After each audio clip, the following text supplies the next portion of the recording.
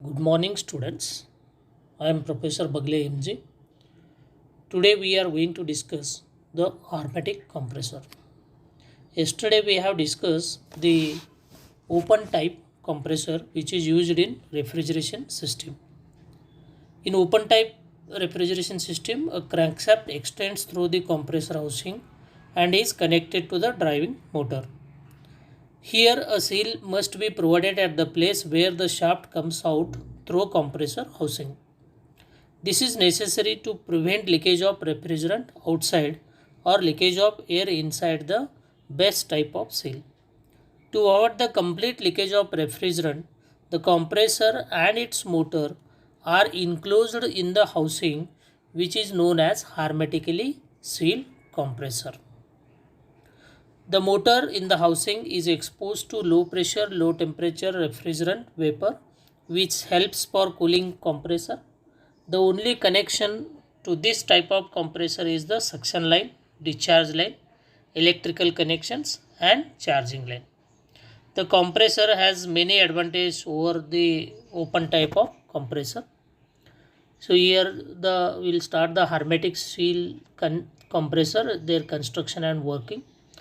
A hermetic seal compressor is one in which both compressor and motor are sealed in a single casing.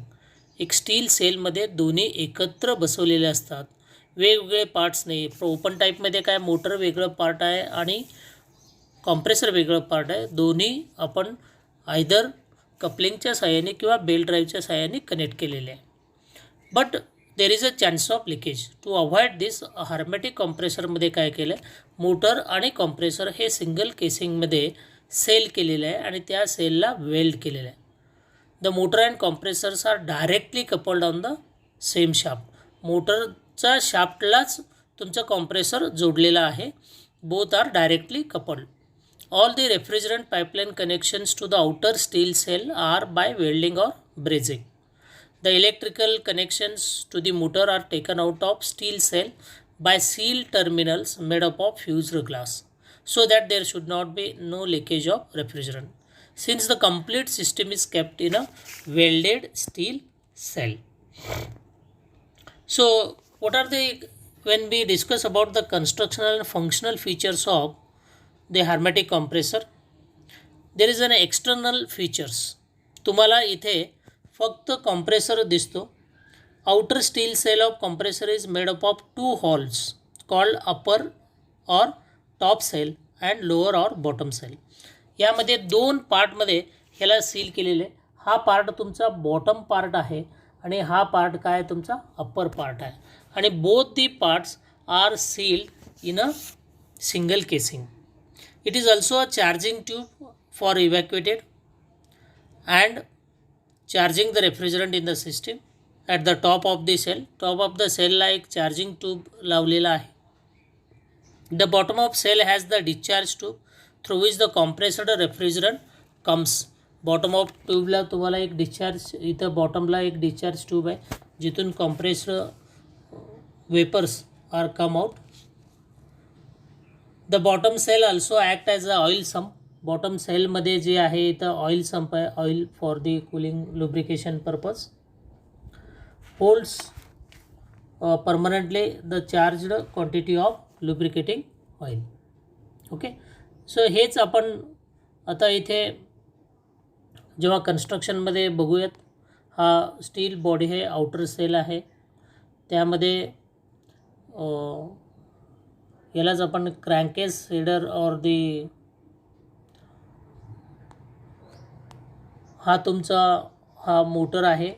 म्हणजे इथे तुम्हाला हा stator आहे, rotor आहे आणि हे दोन स्टेटर वाइंडिंग्स आहेत तुमचे, मोटर स्टेटर आणि हे रोटर. जेव्हा जो गॅस जे येणार आहे बाहेरून, low temperature low pressure freon gas इथून आत येतो, असं या स्पेसमध्ये सगळीकडे गॅस भरलेले आहे. त्यामुळं मोटरला या लो प्रेशर लो टेम्परेचर रेफ्रिजरंटच्या सराउंडिंगला, वाइंडिंगच्या सराउंडिंगला गॅस असल्यामुळं त्याला सेपरेट कूलिंग अरेंजमेंटची गरज नाही आहे. म्हणजे व्हॉटेवर द रेजिस्टन्समुळं वाइंडिंगचं हीट जनरेट होतो, तो हीट या लुब्रिकंट जे आत येणार आहे तुमचं लो प्रेशर वेपर्स, तेच हीट ॲब्सॉर्ब करतं आणि कूलिंग पण प्रोव्हाइड करतो. So that additional load on the system यामुळं थोडीशी वाढते, म्हणजे एफिशियन्सी कमी होतो. सो हिअर मोटर स्टेटर हा आहे तुमचा, इथे हा रोटर आहे, रोटरचा हा शाफ्ट आहे. या शाफ्टला काय केलेलं आहे, शाफ्ट हा इथे तुमचा क्रँक आहे. So this is your crank. हा कनेक्टिंग रॉड आहे. ओके, हा पिस्टन आहे. त्यानंतर पिस्टन रिंग्स आहेत. इथून तुमचं जे काही वेपर्स आहेत ते इथून सक करेल, तो सक्शन पोर्ट आहे हा, आणि कॉम्प्रेस करेल. जेव्हा पिस्टन तुमचं खाली जाणार आहे, जेव्हा हे पिस्टन असं खाली जाईल, जेव्हा पिस्टन खाली जाईल त्यावेळेस इथून वेपर्स आतमध्ये घेतं, आणि जेव्हा पिस्टन वर मूव्ह होईल त्यावेळेस ते वेपर्स कॉम्प्रेस करून हा डिस्चार्ज वॉलच्या थ्रू बाहेर high pressure high temperature refrigerants given out. Okay, हा क्रँकशाफ्टचा दुसरा एंड जो आहे या ऑइल बाथमध्ये डिप केलेला आहे, आणि त्याला सेंटरला होल असतो, म्हणून काय त्या होलमधून इथं लुब्रिकेशन सिस्टीम जातं. Okay, so this is your connecting rod. This is all about the construction.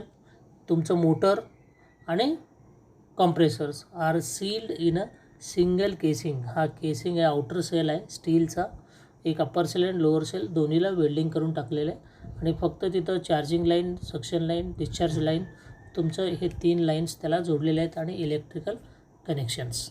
Okay, compressor connections area. This is all about the constructional features of the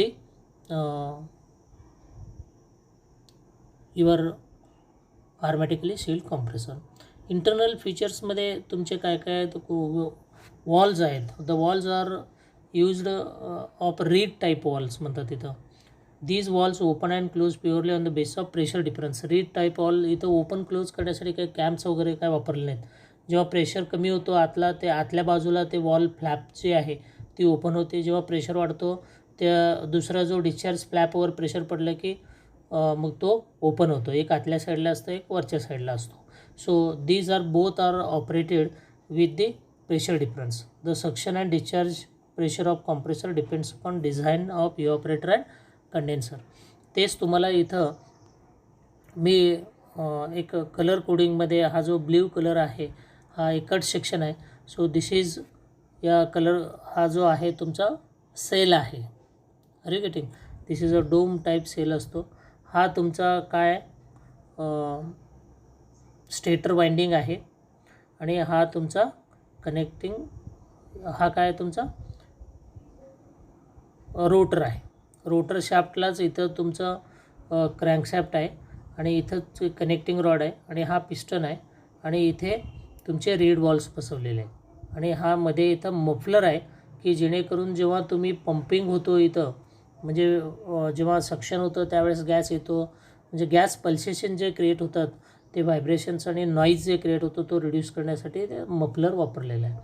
internal pressure relief wall आहे, क्रँकेस header आहे हा इथे वर, आणि इथून तुमचा refrigerant बाहेर येणार आहे, आणि इथं सक्शन लाईन आहे आतमध्ये रेफ्रिजरंटचं, and there is a electrical याच्यासाठी इथं टर्मिनल बॉक्स. हा whole assembly is fixed on the spring. इथं तुम्हाला स्प्रिंग दिसत आहे बघा. So here you are having a springs. असे इथे एक स्प्रिंग आहे, असं 3 ठिकाणी स्प्रिंग्स असतं तिन्ही बाजूला. त्यावर ते माउंट नट अँड बोल्टने माउंट केलेलं असतं. Why springs are use to reduce the vibrations. मग व्हायब्रेशन कमी केले की ॲटोमॅटिकली नॉईज पण कमी होतो. And this is whole this assembly is kept in a casing. आणि खाली बॉटमला काय असतं तुमचं ऑइल पण असतं. ते ऑइलमध्ये डीप झालेलं असतं. हा एंड इथे ऑइल तुम्हाला ते असं उलटं बसवलेलं आहे. मग तिथून तो सक करतो, म्हणजे लुब्रिकेशन इथं प्रोव्हाइड करतं ऑइलचं. ओके, सो मफलर तुम्हाला समजलं. लुब्रिकेशनचं काय काम आहे. Lubrication of bearing is accomplished by oil pump. The oil holes drilled through the crankshaft are always dipped in the oil. क्रँकशाफ्टचा जो ऑइल आहे तो डीप केलेला असतो ऑइलमध्ये, which it picks up oil and supplies to all bearings. Motor cooling. इथं मोटरला कुठल्याही इलेक्ट्रिक मोटर म्हटलं की जेव्हा तो चालू रन करतो due two winding heat is generator. इथं सेपरेट कूलिंग अरेंजमेंटची जरूरत नाही, कारण सक्शन लाईनमधून जे वेपर्स येणार आहे तिथं सगळे फिलअप झालेले आहे. इथं बघा ही लाईन इथं आलेली आहे, हे इथून इथं चालले. म्हणजे सराउंडिंग ऑफ द मोटर काय, so low temperature vapours are there. The motor of the compressor is inside the cell, its cooling is difficult. Since the motor compressor assembly is connected to the cell only through 3 springs of very small diameter, the cooling of motor through conduction of heat is negligible. The major action of cooling is done by cooled refrigerant gas entering in the cell. In addition to this, the some compressor models, the oil is cooled by refrigerant gas flow through the special loop tube dipped in oil. म्हणजे काही special याच्यामध्ये त्या खाली या गॅसचा जो आहे हे गॅस त्यामध्ये फिरवून घेतलेला असतं अगोदर. What are the advantages of this hermetically sealed compressor? Leakage of refrigerant is completely avoided. It is a less noisy than ordinary compressor. Required less space as it is compact in size. Gives good service for prolonged period of time. Less defects in this type of construction. No need of separate cooling arrangement, कारण vapours low temperature vapours surrounding असल्यामुळं cooling अरेंजमेंटची गरज नाही आहे. The unit is moisture and dust free. आतमध्ये काही कुठलेही parts जाणार नाही कारण वेपरच जाणार आहे, परत तो कॉम्प्रेस होऊन बाहेर येणार आहे. So it is in enclosed casing both compressor and motor, so it is a dust free. Leakage इथं शाफ्ट सीलची वगैरे गरज नाही कारण दोन्ही एकाच हाऊसिंगमध्ये असल्यामुळं no chances of leakage of the refrigerant. आणि आतमध्ये असल्यामुळं मोटर आणि कॉम्प्रेसर तुमच्या केसिंग आणि केसिंग कम्प्लिटली सील्ड असल्यामुळं त्याची जी नॉईज आहे किंवा आवाज आहे तो बाहेर येणार नाही आणि स्प्रिंगवर बसलं असल्यामुळं व्हायब्रेशन्स पण कमी होतील. आणि both are sealed in single casing असल्यामुळं so it becomes a compact, so compact in size. मग याचं डिसॲडव्हान्टेज काय आहे? Maintenance is not easy. Both तुम्हाला काही मोटर बाइंडिंग जळालेलं आहे, काही क्रँकमध्ये प्रॉब्लेम आहे, पिस्टनमध्ये प्रॉब्लेम्स, वॉल्स रीड्स खराब झालेले आहेत. So it is very difficult for the maintenance because moving parts are inaccessible, all are enclosed in a casing. A separate pump is required for evacuation and charging of the refrigerant. जेव्हा तुम्हाला refrigerant charging करायचा असतो त्यावेळेस separate pump तुम्हाला इथं लावावं लागेल. तिथून म्हणजे आतल्या लाईनची काही वेपर्स बाहेरची एअर वगैरे आत गेलेले असेल तर इव्हॅक्युएशन करणे आणि चार्जिंग करण्यासाठी. A continuous maintenance cannot be ensured. Replacing a refrigerant and oil charge possible नाही आहे कारण तुम्हाला जर चेंज करायचं असेल तर त्याचं सेलचा सील जो आहे वेल्डिंग तोडावा लागतो.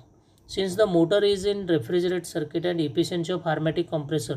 मोटर आतमध्ये आणि त्याला कुलिंगसाठी आपण तीच गॅस वापरले असल्यामुळं जे की मोटरचं हीट आहे ते गॅस ॲब्सॉर्ब करतो, so that its temperature is what increase. Heat content त्याचं वाढेल आणि तो load dissipated by the motor and compressor becomes a part of system load. म्हणजे त्याचं जे हीट आहे तो सिस्टीमवर लोड येईल, म्हणजे somewhat the efficiency of the whole system is what decrease.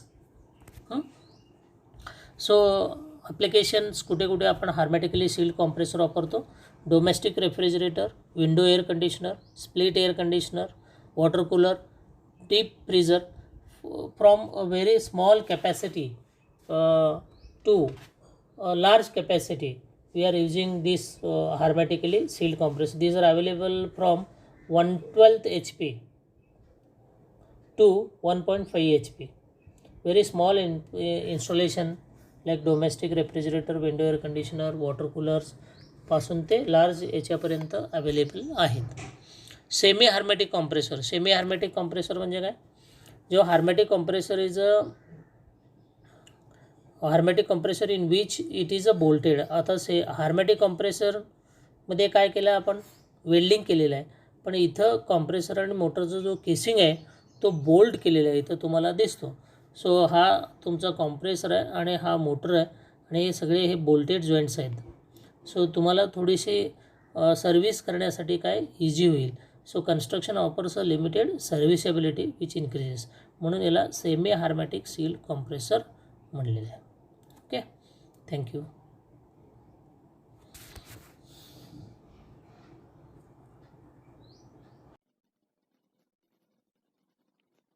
Friends, today we will discuss about hermetically sealed compressor and its working and assembly. It is widely used in domestic refrigerator and air conditioner. This is the upper cell and this is the lower cell of the compressor. Both are made of steel and welded here. Inside this cell, both compressor and motor are directly coupled on same shaft. This is the stator winding of an induction motor and this is the rotor. Electric connections are taken out from stator winding. It is mounted by 4 bolts at resting on springs so that it can absorb motor vibrations. This is the crankshaft and it is directly connected to the rotor. This is the compressor area and piston inside the cylinder. This is called cylinder head. It is connected to crankshaft by connecting rod. At the top of cylinder head, in and out valves are placed here. This is a suction line which comes from evaporator. It is being routed around the electrical winding and then connected to the suction port. As the suction line is having low pressure and low temperature, it helps in cooling the winding. This is the discharge connection which goes to the condenser and from there it goes to the refrigerator.